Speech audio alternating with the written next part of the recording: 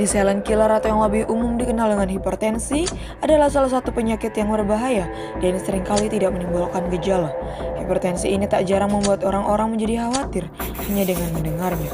Kekhawatiran yang timbul di masyarakat menyebabkan banyak pertanyaan yang muncul di pikirannya.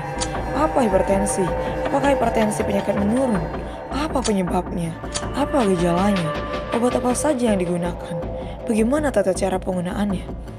Bagaimana cara menstabilkannya? Untuk menjawab pertanyaan tersebut, mari simak penjelasan berikut.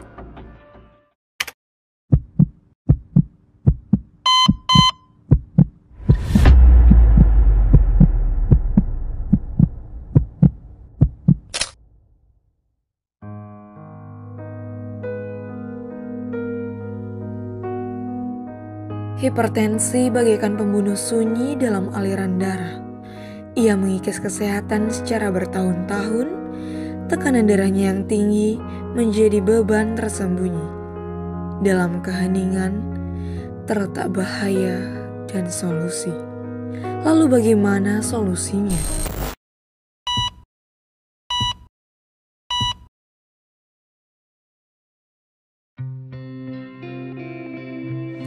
Hipertensi atau tekanan darah tinggi adalah keadaan ketika tekanan darah sistolik melebihi 140 mm air raksa dan tekanan darah diastolik melebihi 90 mm air raksa.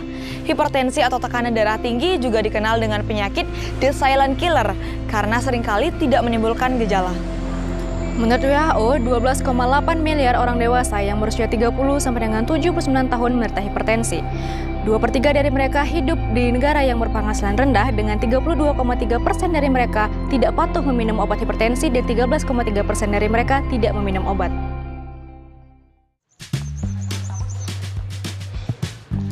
Lalu, apa sih penyebab penderita hipertensi menjadi sebanyak itu? Yuk ketahui penyebabnya. Yang pertama adalah faktor usia yang lebih tua, yang kedua adalah faktor genetika, dan yang ketiga adalah faktor kelebihan berat badan ataupun obesitas. Yang keempat adalah faktor kurangnya aktivitas, yang kelima adalah diet tinggi garam, dan yang terakhir yaitu keenam adalah faktor kelebihan mengonsumsi alkohol. Setelah mengetahui penyebabnya, kita juga perlu mengetahui apa saja sih gejalanya. Yang pertama yaitu sakit kepala dan pusing, yang kedua, jantung berdebar-debar, yang ketiga, sakit di dada, yang keempat, gelisah, yang kelima, penglihatan kabur, yang keenam atau yang terakhir, mudah lelah. Yuk ketahui obat hipertensi. Yang pertama yaitu golongan obat angiotensin converting enzyme inhibitor atau ACE inhibitor. Golongan obat ini bekerja dengan cara menghambat ACE yang menghasilkan angiotensin 2 yang berfungsi untuk menyempitkan pembuluh darah, sehingga pembuluh darah dapat dikendurkan dan menurunkan tekanan darah. Contoh obat golongan ini yaitu captopril, etapril, dan juga fapril. Golongan obat yang kedua adalah angiotensin 2 reseptor blocker. Nah, obat ini bekerja dengan cara memblokir reseptornya sehingga tidak dapat bekerja. Obat ini dapat membantu dalam pelebaran pembuluh darah serta memudahkan jantung dalam memompa darah dan menurunkan tekanan darah. Nah, contoh dari obatnya adalah valsartan, kemudian ada losartan, serta ada telmisartan. Yang ketiga adalah golongan obat calcium channel blocker atau CCB, di mana obat ini bekerja dengan cara menghambat aktivitas kalsium ke dalam otot jantung dan juga dinding pembuluh darah arteri. Nah, contoh dari obat ini ada amlodipin dan juga diltiazem. Yang keempat yaitu golongan obat penyekatan beta. Golongan obat ini bekerja dengan cara meningkatkan tekanan darah melalui penyempitan pembuluh darah dan peningkatan denyut jantung. Nah, dengan mengonsumsi obat ini, maka denyut jantung mulai melambat, kerja jantung menurun, dan pembuluh darah melebar, sehingga terjadi penurunan tekanan darah. Adapun contoh obatnya yaitu bisoprolol, sotalol, nebivolol, dan labetalol. Tata cara minum obat. Yang pertama yaitu perhatikan instruksi dokter. Baca dan pahami instruksi dari dokter atau apoteker mengenai obat hipertensi yang harus dikonsumsi. Selain itu, perhatikan dosis, waktu, dan cara penggunaan yang telah dianjurkan. Yang kedua, ikuti anjuran meminum obat.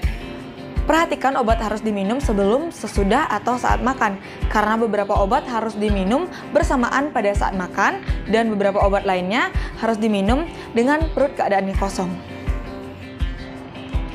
Yang ketiga, meminum obat sesuai dengan jadwal. Minumlah obat hipertensi sesuai dengan jadwal yang telah diberikan oleh dokter, baik itu sekali, 2 kali, ataupun 3 kali dalam sehari. Nah, usahakan juga setiap jam dalam meminum obat dari hari ke hari tetap sama untuk menjaga konsistensi. Yang keempat, gunakanlah air dalam konsumsi obat. Hindari penggunaan kafein, alkohol, jus buah, susu, dan juga teh. Karena hal ini akan menimbulkan interaksi yang tidak diinginkan oleh obat. Yang kelima, taati penggunaan obat. Jangan menghancurkan atau mengunyah obat kecuali terdapat instruksi dari dokter bahwa hal tersebut dapat dilakukan.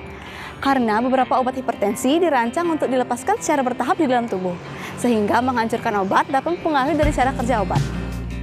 Yang keenam, gunakan alat bantu pengingat. Jika perlu, gunakan alat bantu pengingat elektronik atau aplikasi yang terdapat pada ponsel Anda untuk membantu Anda mengingat jadwal minum obat Anda.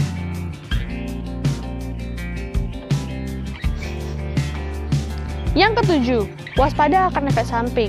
Jika Anda merasakan efek samping yang tidak biasa, segeralah laporkan ke dokter dan jangan pernah sesekali untuk menghentikan pengobatan tanpa adanya instruksi dari dokter, karena hal ini akan memperburuk kondisi hipertensimu. Yang kedelapan, rutin melakukan pengecekan tekanan darah.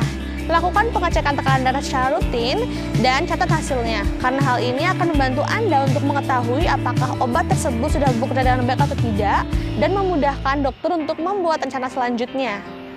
Nah, oleh karena itu, update selalu pengetahuan dan juga keterampilan Anda dalam kepatuhan minum obat dengan cara berikut.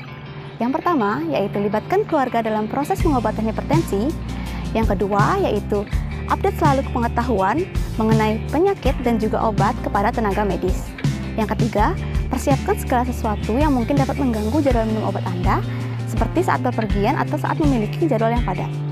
Kak, lalu bagaimana jika kita tidak patuh meminum obat? Nah, apabila tidak patuh dalam meminum obat, maka tekanan darah yang ada dalam diri kita tidak akan terkontrol dengan baik.